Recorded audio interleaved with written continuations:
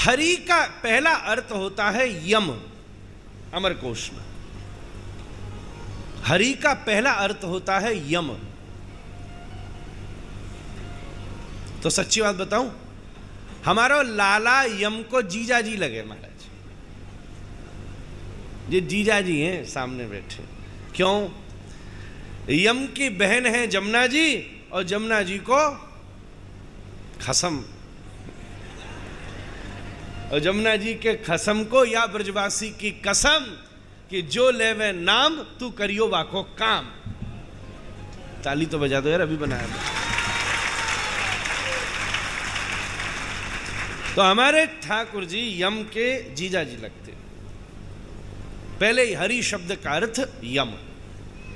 तो यम में भी अब सीधी बात है, हमारे व्रज में, मैनू नहीं पता इधर की होता है, पर व्रज में जाइए और विशेष जनकपुर की तरफ जाइए तो दामाद से बड़ा तो कोई दूसरा हो ही नहीं सकता महाराज। क्या एक राम जी मिल गए वहां वाले लोगों को, जनकपुर वालों को, ससुरे सवरे राम बने फिर रहे हैं। जो जावे राम जी की तरफ ही पूजा हो, जनकपुर की तरफ। क्यों ध्रुव जी? जनकपुर में कोई हो महाराज, राम जी की तरफ पूजा हो।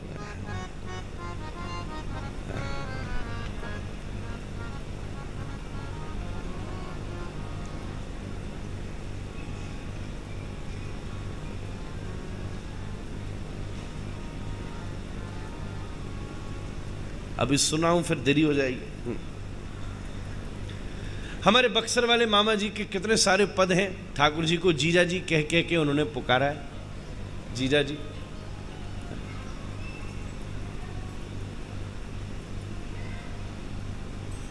तो इसलिए एक बात तो आप कंफर्म रखो, अगर जीजा जी के बंदे हो तो यम जी के लिए आप वीआईपी आदमी हो, वीआईपी हो। और वीआईपी होने के दोनों मतलब होते हैं। कहने का मतलब यम की आप पर पूरी नजर है। हाँ, चंगा काम करोगे तो यम भी, नियम में रहोगे तो यम भी राधे राधे करेंगे, और नियम को तोड़ोगे तो यम भी खोपड़ी पे फेंकेगा एक बम। फिर क्या होगा?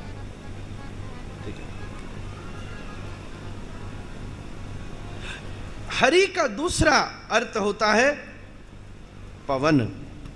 पवन, पवन को भी हरि कहते हैं संस्कृत में। 14 अर्थ हैं हरि शब्द के।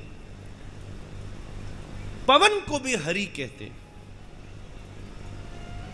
तो महाराज,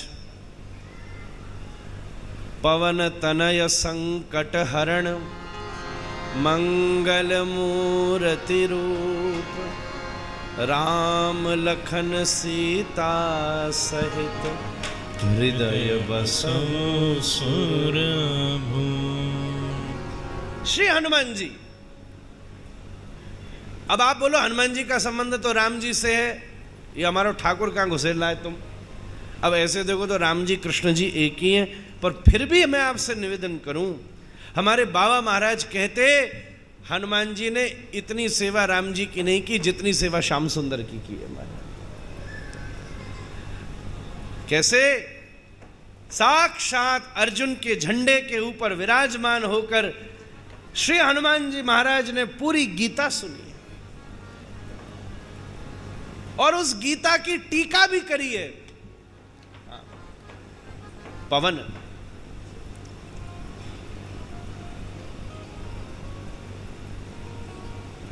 हरि का संबंध पवन से भी है। पवन, कभी कथा में बैठे बैठे बिना पंखे और कूलर को आप ध्यान देना, आपको हल्की जीनी जीनी हवा का अनुभव हो तो जरूर समझना हनुमान जी आपके पास से निकले महाराज।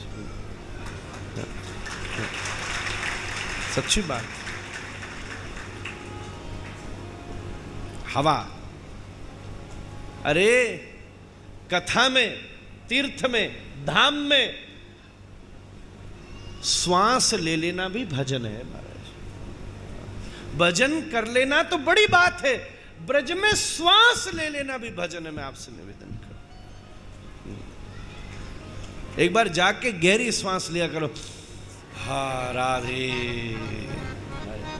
कोई पता नहीं कि जब तुमने श्वास ली उस समय जो धूली का कण तुम्हारी नाक से प्रवेश किया, थोड़ी देर पहले किशोरी जी के चरणों से ही वो धूली का कण निकला हो तुम्हें। इंद्र भी हरि है और हमारे ठाकुर जी कौन है? इंद्र के भी ईश्वर है महाराज। इसलिए हरि का संबंध इंद्र से भी। हमारा राधा रमन लाल ठाकुर जी इंद्र से बड़े प्रसन्न हुए। क्यों? 7 दिना के ताई वह इंद्र ने सवरे ब्रजवासी इकट्ठे कर दिए महाराज। वृंदावन की लीला में ब्रह्मा जी और इंद्र 2 लोगों ने दखल दिया। ब्रह्मा जी से भगवान प्रसन्न नहीं हुए, इन्होंने सारे अलग अलग कर दिए। इंद्र से ठाकुर जी बड़े विशेष प्रसन्न हुए। क्यों? इन्होंने सवरे इकट्ठे कर दिए महाराज और सब ठाकुर जी को निहार रहे हैं, आनंद आ रहा है। गिरधारी की इसी भाव से सेवा होती है कि तुम्हारे जीवन का गोवर्धन उन्होंने उठा रखा है और तुम उनकी सेवा उठाओ। तो महाराज इंद्र। चौथा, हरि शब्द का चौथा अर्थ होता है चंद्रमा। चंद्रमा को भी हरि कहते हैं। 5वां हरि का अर्थ होता है सूर्य। सूर्य को भी हरि कहते हैं। भगवान ने कहा यदा आदित्य गगन के जो जगत भाषयते खिलिम। स्वयं भगवान भगवत गीता में अपने आप को सूर्य कहकर संबोधन कर रहे हैं। सही बात तो यह है, जैसे सुबह सुबह सूर्योदय होता है और सूर्य को देखकर कि कमल खिल जाता है, ऐसे ही हमारे राधा रमण जी सूर्य हैं और जैसे ही भक्त उन्हें देखते हैं भक्तों का भी कमल हृदय खिल जाता है, हृदय कमल खिल जाता है। पता ऐसा नहीं लगता क्या? जैसे ही राधा रमण जी वृंदावन पहुंचो, अब ये हृदय एकदम जो विकुचित था, ठाकुर जी की मंद मंद मुस्कुराहट देखते ही चेहरा भी खिला, मन भी खिला, तन भी खिला, सब कुछ खिल गया। तो ये प्रकृति तो सूर्य की है।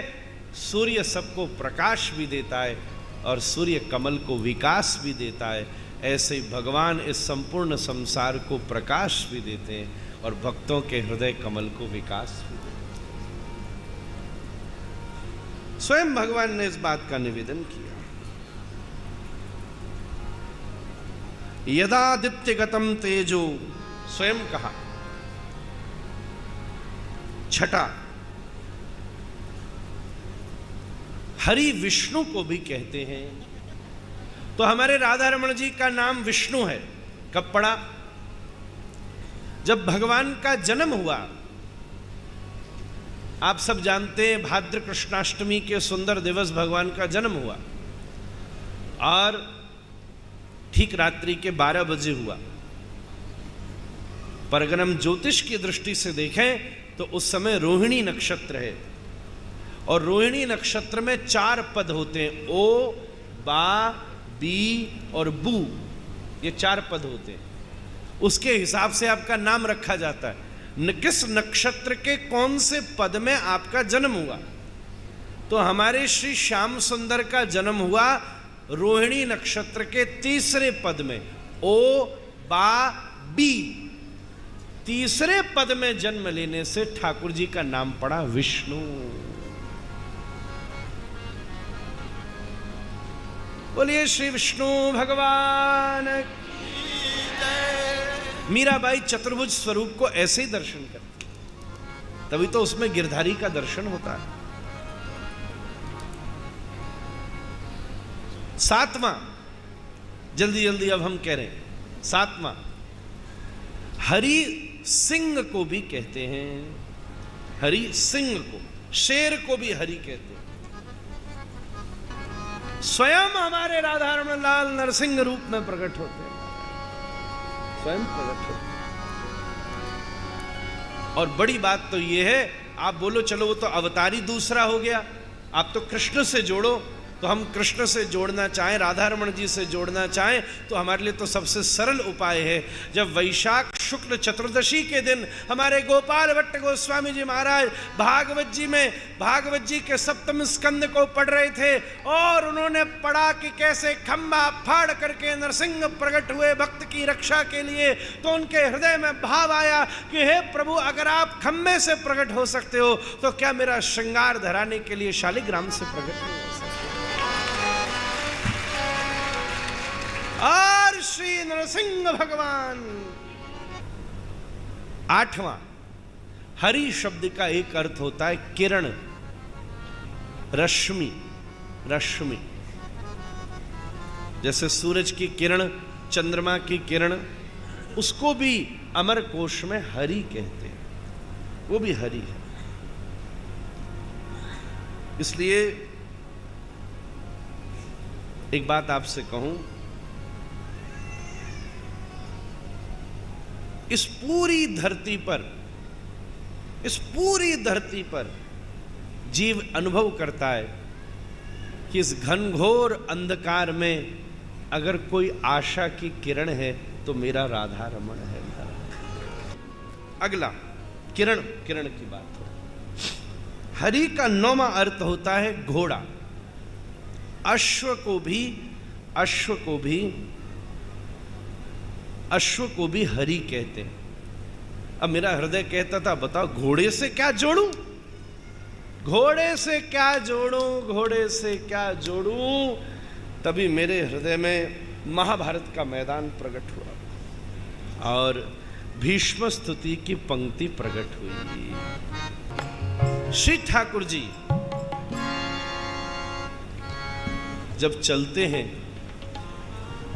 तो शमवार्य अलंकृता से आए हाय पितामह भीष्म कह रहे हैं, युद्ध के विश्राम को संजा को आकर के यों करके झड़ते हैं तो पूरे श्री अंग के ऊपर ठाकुर जी के घोड़ों की रज चढ़ी होती है। तो पितामह भीष्म कहते हैं, वृंदावन वालों को उससे प्रेम हुआ जो गैया की धूल से धूसरित हुआ, पर मुझे तो वह टेढ़ी टांग वाले से प्रेम हो गया जो घोड़ों की धूल से धूसरित हो गया। युधि तुरगा रजो विधुम्र विश्वक।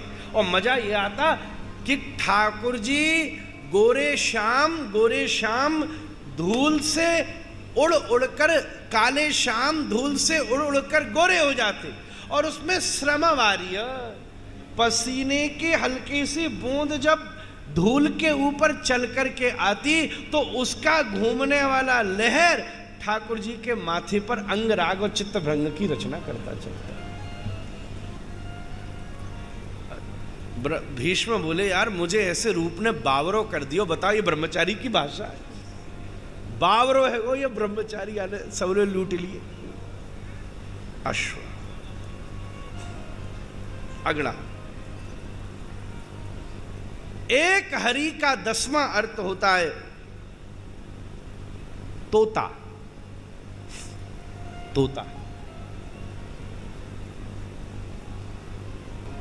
गौर बोले हरि हरि, सुक बोले हरि हरि।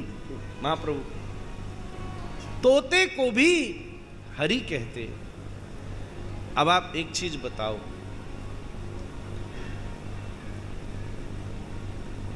कई लोग, कथा होती है, यहां भी विराजमान है, हमारे बाबा कहते सुखदेव जी के रूप में तोता को बिठाते।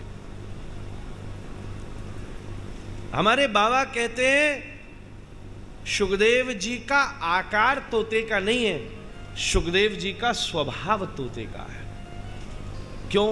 बोले तोते को जो रटा दो तोता वो बोलता है। वृंदावन के कुंजों में किशोरी जी ने तोता को जो रटा दिया है, गंगा के किनारे तोता ने वही परीक्षित को सुना दिया। साक्षात श्री सुखदेव जी, सुखदेव जी के स्वामी राधा रमण। एक बार क्या हुआ,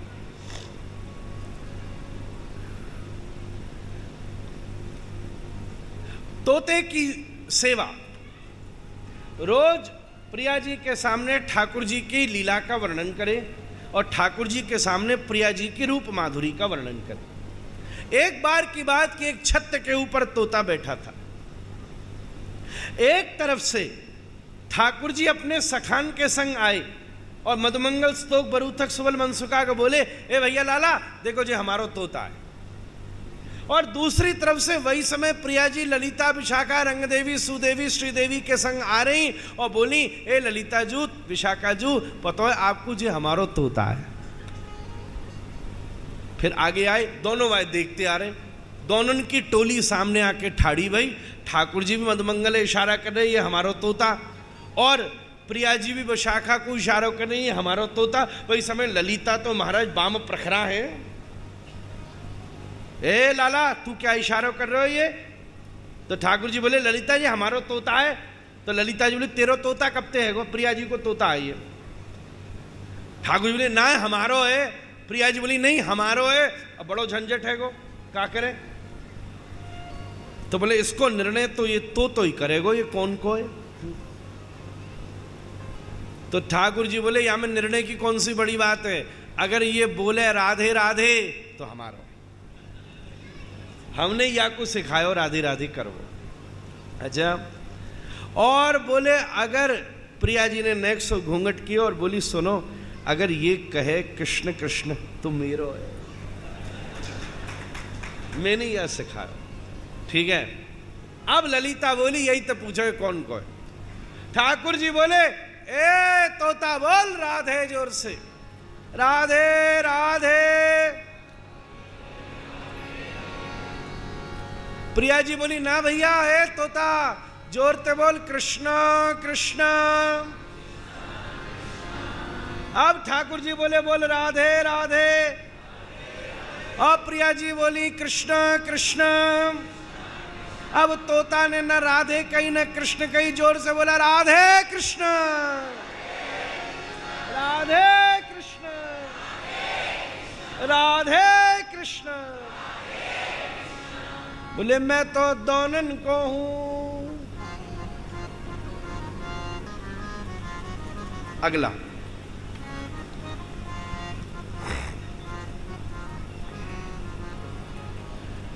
हरि का एक अर्थ होता है सर्प। सांप को भी हरि कहते हैं, अमरकोश में लिखा है।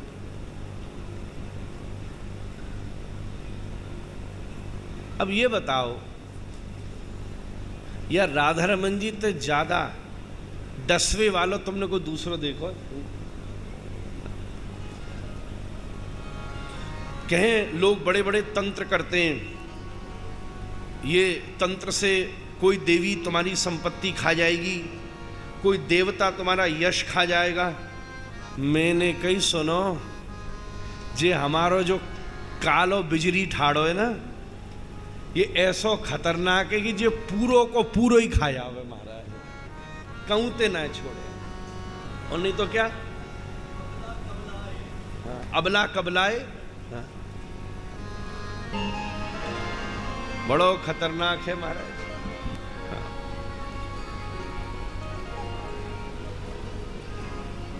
सर्प, एक बात शास्त्र में आई है,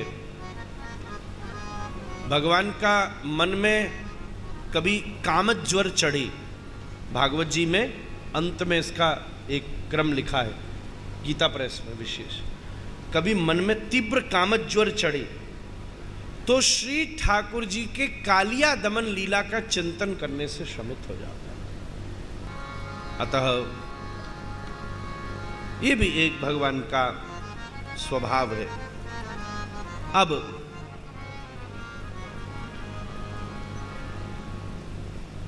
हरि शब्द का एक अर्थ होता है कपि, बानर। बानर ठाकुर जी की मित्र मंडलियों में जैसे सखा हैं, ग्वाल बाल हैं, ऐसे ही श्री ठाकुर जी की मित्र मंडलियों में बानर भी हैं। मित्र मंडली में बानर में बड़ी सुंदर लीला है। जब ठाकुर जी माखन चोरी करने आते तो बानरों की क्या सेवा है कि सब तो भीतर है तो बानर छत्तन के ऊपर चढ़ करके दूर दूर से ताकते कि कहीं तो गोपी आ तो नहीं गई। ये बानरन की सेवा है। और कहीं ते भी आती हुई गोपी दिखती है तो बंदर किच किच करके आवाज देवे, सो ठाकुर जी सावधान हो जाएं। इसलिए भगवान ने सारे बानरों को वरदान दिया है, तुमने हमारी कितनी बार गोपीन ते रक्षा की है, इसलिए तुम्हें सदा व्रजवास का सौभाग्य प्राप्त होता रहेगा। इसलिए आज महाराज वृंदावन में बानर आपकी जो मोह की वस्तु होगी उसका हरण कर लेंगे। जिसको आप अपना मान के वृंदावन लेके जाओगे उसका हरण, चश्मा ले गई। आजकल तो ऐसे बदमाश हो गए, बटुआ भी ले जाते हैं और 10-20 की नोट रखी हो तो मुंह पे मारता है, कंजूस तू आया क्यों है यहाँ। और 500 की हो तो निकाल के फाड़ देता है सामने, छाती फट जावे आदमी की मारे, बड़े बदमाश। और तो और सुनो, हमने सुना आजकल तो फ्रूटी पीने लग गए बंदर। बताओ, नई नई इजाद हो रही है। तो महाराज बंदर, अगला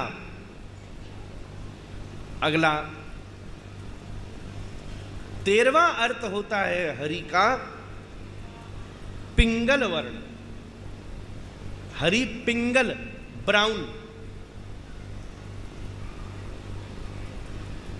वैसे पिंगल शब्द श्री हनुमान जी महाराज के लिए शास्त्र में प्रयोग होता है। पिंगल वर्ण वानर, ऐसा कहकर शास्त्रों में हनुमान जी का नाम प्राप्त है, भूरे रंग का।